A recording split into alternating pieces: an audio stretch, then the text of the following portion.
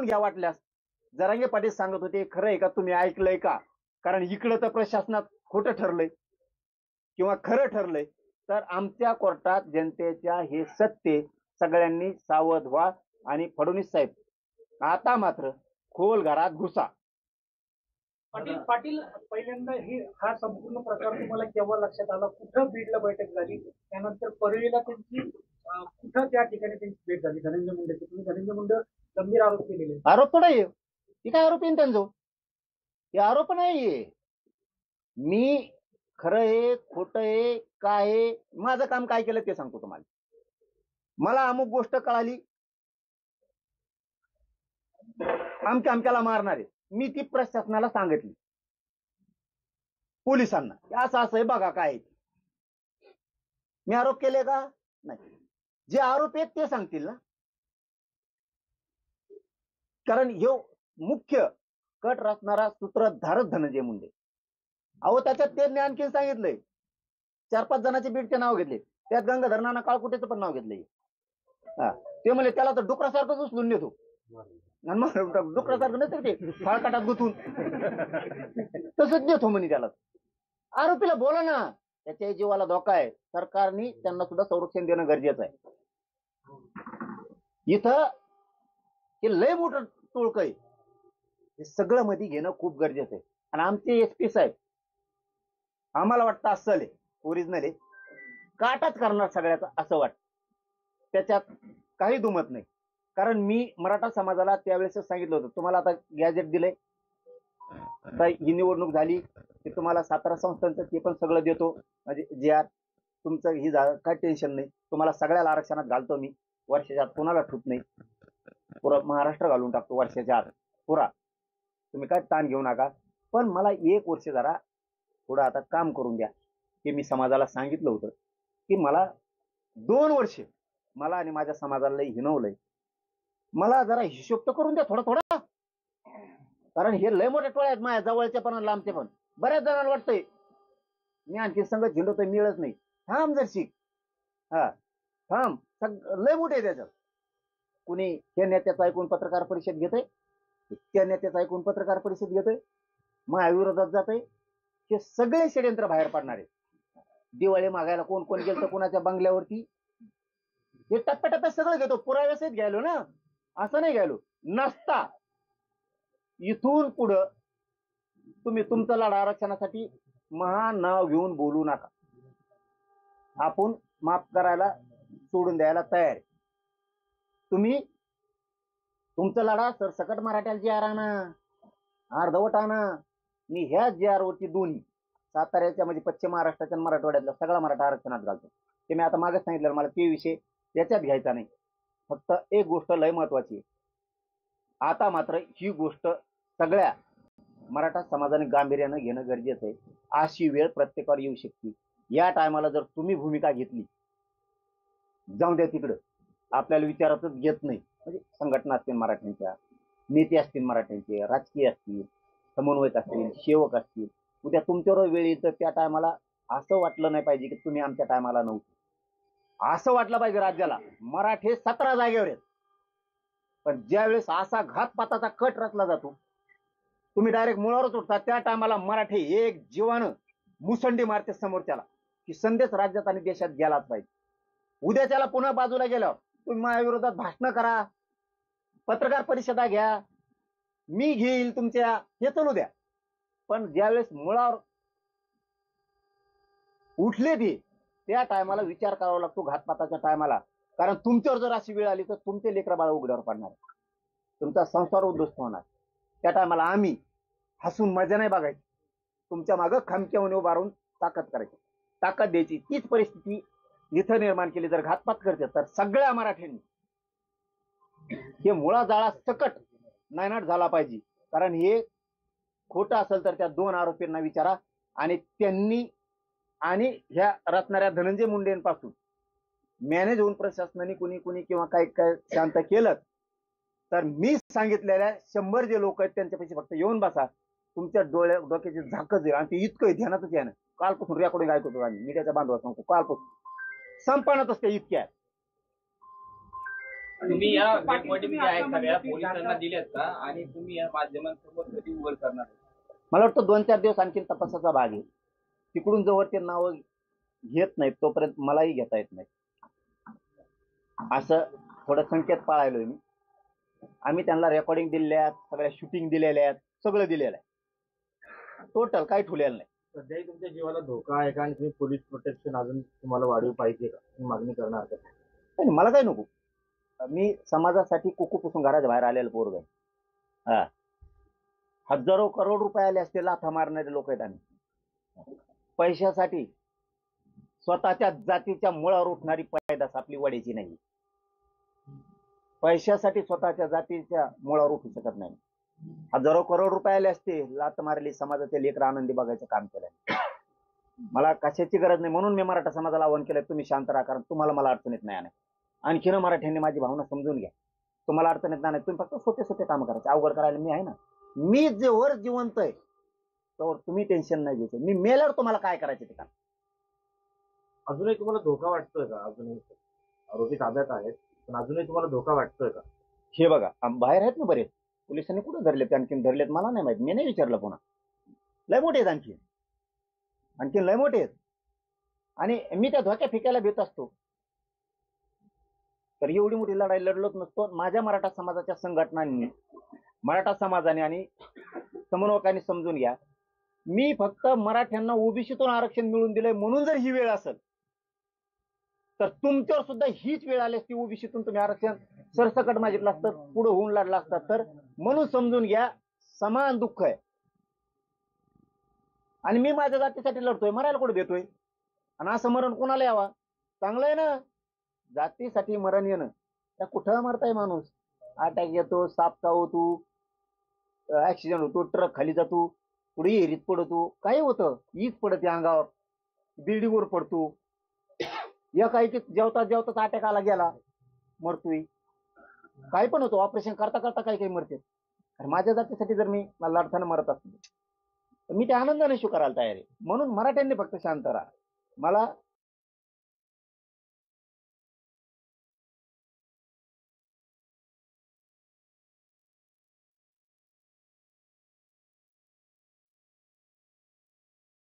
तर मनोज जरांगे पाटील यांनी मोठा आरोप मंत्री धनंजय मुंडे. तुम्ही काळजी करू नका, मला काय होत नाही. आणि त्याच्याही ध्यानात आला असं आता आपली पार्टी, आपली टीम, आपली गुंडाची टोळी कमजोर झाली. कारण व्हायच्या आधी 25 वर्षात कवाच कुणाला काही कळालेलं नाही. झाल्यावरही मेळ लागला नाही, कोणाकोणाचा खून केला का कोणाला गाडी खाली झालं. ही पहिली वेळ आहे. जरांगे पाटला सुद्धा हात कमजोर, माहिती काढू त्या माणसाच्या नादी लागलो. पाटील तुम्ही आता म्हटलं की घालता फाटा या ठिकाणी भेट झाली, त्या ठिकाणी धनंजय मुंडे यांनी गोळ्या औषध पुरवण्यात गेलं. नेमकी हे गोळ्या औषध काय होतं आणि काय कट कारस्थान होते? आता मला काय, मी थोडंच गोळ्याचा धंदा करतो. कोणत्या होत्या त्यालाच माहित. आता त्यांनी त्या आरोपी जे आहेत ना, त्यांचं सगळे आहे ना. आणि जे 100 लोक ऐकायला होते मुख्य, ते शॉर्ट झालेले सगळे शॉर्ट.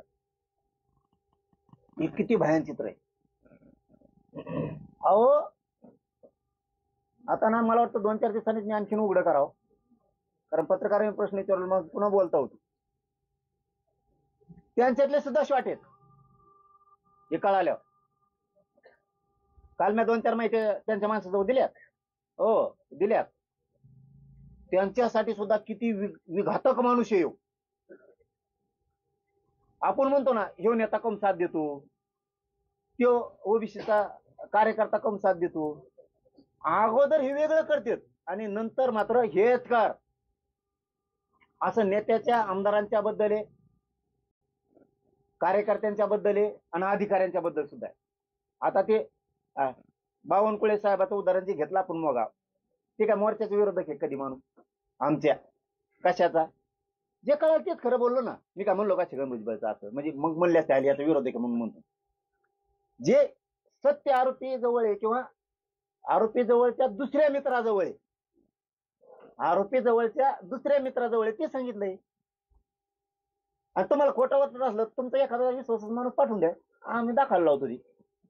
पाटील तुम्ही मगाशी म्हटलं आरोपींच्या जीविताला सुद्धा धोका आहे. आरोपी जीवाला धोका? म्हटलं तुम्ही की जे आरोपी अटक केलेली आहे आता मी काय म्हणलो, आणि असला तर पोलीस आहेत ना, ते लक्ष ठेवते ना त्यांचं. पाटील पाटील आता तुम्ही धनंजय मुंडे यांचं नाव घेतलं, त्यांचं सुनेचं नाव घेतलं, यावरून आणखी किती लोक असू शकतात? याच्यात 11-12 जण आहेत हे याच्यात.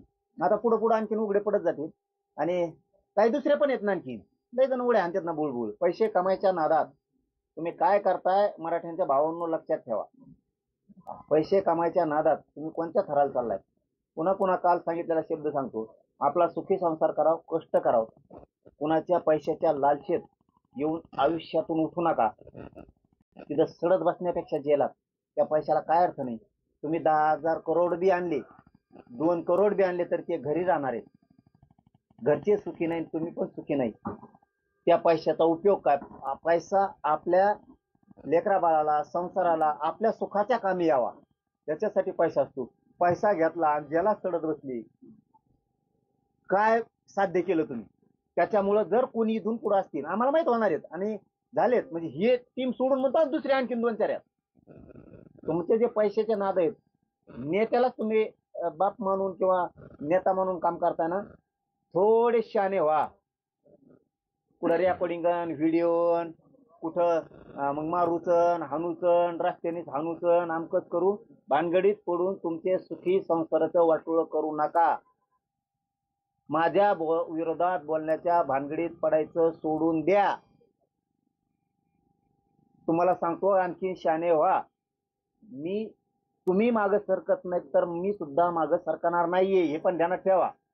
पुन्हा उद्या म्हणू नका ती आपल्या जातीची जरा मुळावरच उठायला लागली. ते जातीच आहे का? छत्रपती संभाजीराजे आमच्यातून गेले, आम्ही मराठ्यांनी धडा घेतला, आमचा राजा जाऊ शकतो. म्हणून मराठा समाज सतर्क आहे आणि मराठा समाज मी हुशार पण करतोय. मराठा समाज हुशार पण आहे आणि इथून पुढे सुद्धा मराठ्यांनी सतर्क राहायचं, सावध राहायचं, खचायचं नाही, घाबरायचं नाही, तट लावून धाडसानं राहायचं. पाटील, तुम्ही जे व्यक्तींना व्हिडिओ आणि रेकॉर्डिंग पाठवली, आरोपी आणि धनंजय संघटन आहे, आता ते तपासाचा भाग आहे म्हणून मी बोला ना. सगळं काय मी सांगितलं तुम्हाला सांगताना. त्याच्याकडे मेसेज आहेत, किती डिलीट केले तर त्याचे शिड्या निघतात, त्याचे सगळे दुनिया निघती. गृह मंत्रालयाच्या संबंधित सुद्धा काही विषय आहेत, खूप नेत्यांच्या संबंधित सुद्धा विषय आहेत, त्या आरोपींना माहिती आहेत. मी त्यांना सावध करायला, माझ्याबद्दलच बोललो असतो ना मी. माझं सारखं त्यांचं होऊ नये, पाहुण्या रावळ्याच्या हाताने, कुणाच्या हाताने त्यांच्या, म्हणून सावध करायला. तुम्हाला चौकशी करायला रोग आलाय का नुसता? तुमच्याबद्दल, माझ्याबद्दल नाही म्हणणार मी. लय खंबीर आहे म्हणून तर त्याचं नेटवर्क भेदलंय मी, छेदलंय पुरं. खंबीर आहे म्हणून छेदू शकलोय. त्याची काळजी नाही, त्याची काळजी नाही, त्याला बघतो त्याची काळजी नाही. माझ्या जीवितला धोका असल्याचं म्हणत होता, तरी कुठची कल्पना होती तुम्हाला यासाठी? नाही ते वेगळे होते दुसरे. आणखी लय टोळ्या येऊ गेल्या, लय जण दमून गेले. म्हणून तर हे शेवटचं सांगितलं मी, सुखी खा, कष्ट करा, कमवा, पैशाच्या नादात सुखी संसाराचं वाटोळं करू नका. इथून पुढे तरी शहाणे व्हा. म्हणूनच सांगायला ना, मी खेटायची तयारी केलेली, लक्षात ठेवा. आणि धनंजय मुंडे कुपूसून आलेल्या माणसाच्या नादी नसतं लागायचं. तुला चुकी ठिकाणी हात टाकलाय, ध्यानात ठेव. आणि आताची 2 आरोपीला अटक केली, आणखी आरोपीला अटक करण्याची मागणी बोलणं झालं, चर्चा झाली. सांगणार नाही, म्हणणार नाही. माहिती होती ती त्यांना सांगितली, असं असं काय आहे बघा. त्यांचं मुळात जाणं काम आहे. आमच्या कोर्टात म्हणजे जनतेच्या कोर्टात प्रतिष्ठित सगळ्या पक्षांच्या लोकांसमोर सत्य काय सगळ्याला माहिती. त्यामुळे मी टेन्शन घेत नाही. यांना जर माहित नसतं, 100 मध्ये लहान ताकद नाही. हे महाराष्ट्रात जेवढे पक्ष आहेत ना त्याचे प्रमुख लोक आहेत. महाराष्ट्रात जेवढे पक्ष आहेत त्याचे प्रमुख लोक आहेत. कोणताच पक्षावाला म्हणू शकत नाही आमचा कोणीच नव्हता तिथे किंवा आम्हाला काय माहित नाही. सगळ्या पक्षातल्या प्रतिष्ठित ते 2 लोक तिथं होते, त्यांना सगळ्यांना माहिती. त्यामुळे उद्या सुटले काय, आले काय, मी काय म्हणणार नाही, धरले काय, खरं काय हे आम्हाला सगळ्यांना माहिती. यापूर्वी गांधी नानाच्या गाडीवर सुद्धा हल्ला झाला होता, हा तो त्या कटातलाच प्रकार होता. एवढं नसं वाटतं मला. परंतु हे कालचं जे बोललेलं आहे ना आरोप, ते त्यालाही डुकरासारखं उचलून नेईल आणि त्याचाही समजा काय खात्मा करीन का काय ते. त्यामुळं तिथं धोका आहे, त्यांना सुद्धा संरक्षण घेणं आणि तो सुद्धा तपास करणं मुख्यमंत्री साहेबांची जबाबदारी. मुख्यमंत्री साहेब हमेशाच आदेश देतात कशाचा ती चौकशी करा, ती करा. तिच्यात बी सखोल घुसा ना आता. एखादी एक प्रामाणिक म्हणून सांगतो, नागरिक म्हणून तुमचं सुद्धा काही निघू शकतो. म्हणून जनतेसाठी आणि तुमच्यासाठी आणि राज्यातल्या सगळ्या पक्षातल्या नेत्यांसाठी आणि त्यांच्या भावकीतल्या काही गोष्टी निघतात त्याही खूप हिताच्या आहेत. पुढचे होणारे डाव मोडून पडू शकतात. तुम्ही राजकारण टिकवण्यासाठी जर म्हणला काहीच आढळलं नाही, तर इथं राजकारण चालवणाऱ्या जिल्ह्यातल्या सगळ्या लोकांना माहिती आहे खरं आहे. त्याच्यामुळे इथं दूध का दूध पाणी का पाणी आमच्याकडून झालेलंच. तुम्ही काय करताय? लोक म्हणतात ना, यंत्रणा ही सरकारच्या आहारी जाते किंवा कार्यकर्त्याच्या आहारी जाते, ही आम्हाला सिद्ध होणार. आम्ही खूप मोठं स्टिंग ऑपरेशन केल्यासारखं केलंय. त्याच्यामुळं बघूयात आता मुख्यमंत्री साहेब काय करतायत ती करतील. आहे अजितदादांना नाही वाटत आता की घाण किती दिवस सांभाळायची. जर असं डाव होणार असले उद्ध्वस्त व्हायचे काम आहेत नाही. म्हणून फडणवीस साहेबांनी आता मात्र याच्या खोलात जावं. याच्या सोडला त्या प्रकारात सोड, ह्या प्रकारात सोडून राज्याच्या जनतेच्या जर मुळावरच उठणार असलं याचा आता शेवट का. धनंजय मुंडेंच्या आजच्या